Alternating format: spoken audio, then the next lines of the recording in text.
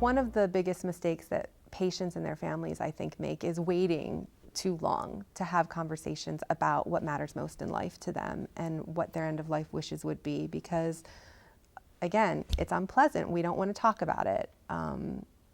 The Conversation Project, which is an organization that advocates to have these conversations early, they have a great phrase that they put up on their website, and it says, it's never too early until it's too late.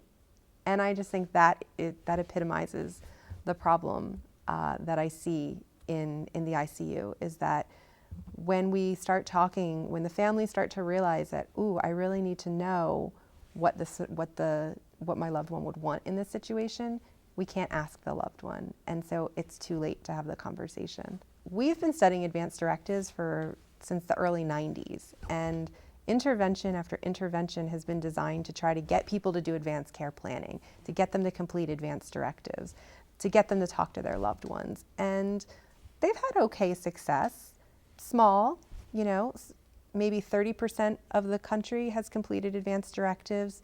30 to 60% in recent studies have had conversations with their loved ones about these issues, but it's still not nearly enough. And part of the problem patients and families tell us is that they don't want to talk about this. I mean, you don't need a research study to tell you that it's not pleasant to talk about end of life and dying. And that's a real challenge that I don't think that we've been able to overcome. I think that getting people over that reluctance and that negative association with talking about end of life and dying is a real challenge. And so there's some really, really talented designers in Philadelphia from a company called Common Practice that designed a game, believe it or not, called My Gift of Grace.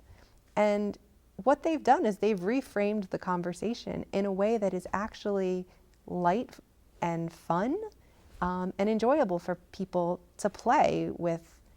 We've done games with families, we've done games with strangers, we've done games with mixes of different kinds of people.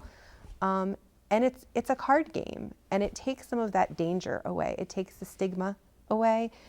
It creates a safe forum for these conversations to happen, and it's sort of an ability for people to sort of trial and error the way they think about these things and the way they talk about these things. And there's cards and tokens, and I've been doing research on this game for almost 3 years, and we've held a whole bunch of games.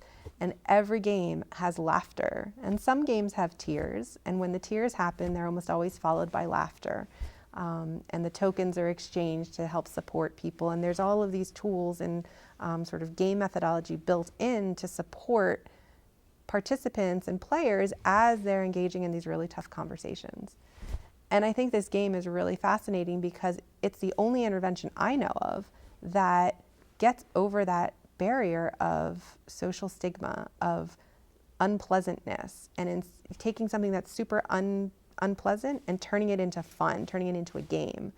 And word of mouth is just crazy because we have had so many people play the game and then tell their families to come in and play the game, and it really has been quite amazing to see the way that people respond to this. And we study it. We've shown that 78% of the people that play this game go on and do more advanced care planning behaviors afterwards. And that is way more behaviors, way more planning than has ever been, to my knowledge, has ever been shown by an intervention. Something as simple as a game.